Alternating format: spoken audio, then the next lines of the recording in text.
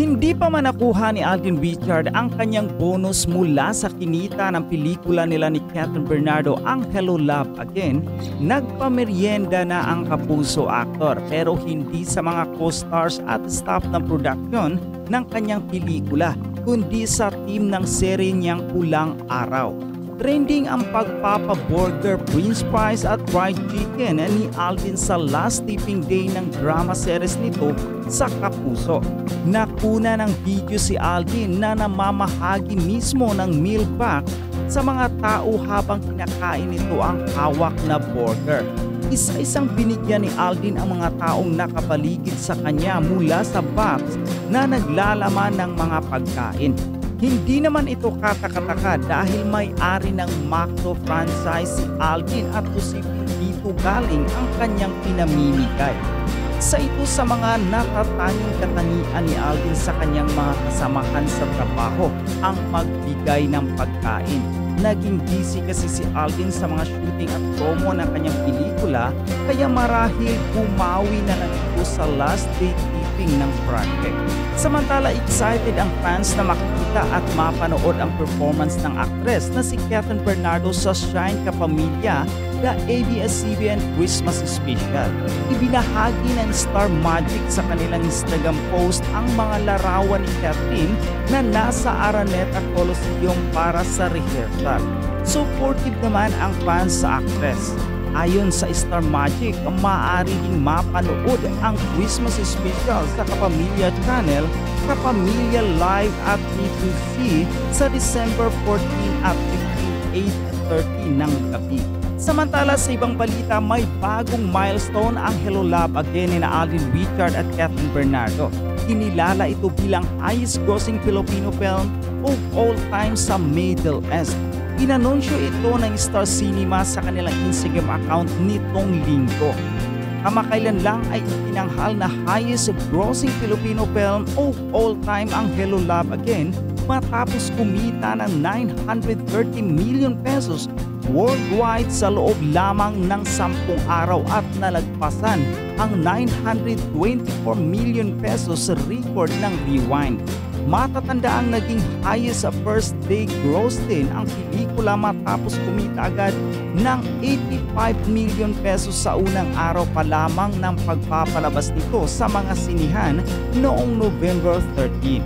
Fake news o legit? Catherine chikahan with Glam Team about Daniel Andrea kumalat. Ayan. So may mga kumakalat kasing ganyan eh. So kaya lang ngayon mahirap kasing iklaro yung mga ganyan dahil unang-una, ang daling gumawa ng ganyan eh. Ang daling gumawa ng mga teksto na ganyan. Minsan nga pwede mong gayahin yung Facebook ni ganito, di ba? Tapos gawa ka lang ng kunyari may mga conversation na ganyan. Pero kaya lang ako tingin ko medyo fake news ito kasi kung legit ito na naglabas agad, may mga nag-react na agad ng mga malalaking personality. And besides, ang sinasabi lang naman doon, yung sinasabi nila na tungkol sa yung FIBA pa nung time na yon na parang ang kasama raw ni Daniel pala ay si Andrea noon. Kaya pala hindi raw nagre-reply sa chat ni Catherine si Daniel. Pero ako tingin ko yun nga, may mga resibo na ang kasama naman daw ni Andrea noon ay sila Kyle, yung mga kaibigan sa FIBA. Well, hanggat wala kasing resibo, uso dapat resibo, at saka hanggat walang nagsasalita ng nilalakasan ng mukha, kinakapalan ng mukha nila na ilabas yung sa sarili na sa publiko, mahirap paniwalaan. Hindi, tsaka, my God, ang tagal-tagal na nito, bakit nilalabas pa? Bakit yung panlalabas ang ganda-ganda ng career ni Catherine, though hindi naman ito masisira o maapektuhan, nananahimik na rin naman na si Andrea, di ba? At nananahimik na rin naman si Daniel Padilla. Mag-move on na tayo. Hindi porke na pinag-uusapan ng Maris, Anthony, Jam, susundan na ng marami. Sasawsaw na kayo, patahimikin na to. Ang pinag-uusapan dito ay si Maris, si Anthony at si Jam. Ngayon, kung meron mang nangyari before, wag na nating kalkalin pa kasi nega na nga tapos ininega pa, tapos katulad niyan, merong nagbubuy-buy na dapat daw magsalita na rin si Catherine, Catherine, dapat rin oo, magsalita diba? si Karil dahil nga sa Ding Dong at saka Ang Marian. tagal-tagal na nun. Tagal na nun, mga ate. Baka imbis na makasimpat siya pa sa inyo, lalo mabuwis. At sana kalimutan na namin yan. Wag nyo nang pilitin si Wag na kayo maghanap pa ng resibo o ng pruweba na merong ganyan kay Catherine, Andrea at Daniel kasi wala talaga kasi unang-una kung meron naman talaga, well, hindi naman ako niniwalang wala, di ba? Kung meron man, irespeto niya na yung gustong pananahimik ni Catherine, ni Andrea, at ni Daniel. Tsaka hindi na kailangan yung, ako for me, okay na si Catherine ngayon eh. Hindi na tsaka darating ang panahon na itong mga ito ay magtatawanan na lang pag nagkita. At darating ang panahon na itong mga to ay magsasama din, posibleng magsama sa pelikula. Kung hindi man silang tatlo, baka si Catherine at saka si Andrea, or kaya si Andrea at saka si Daniel, or si Catherine at saka si Daniel. Di natin masabi, baka hindi na nga, di ba yung mga tipong ganon? Wag nating, doon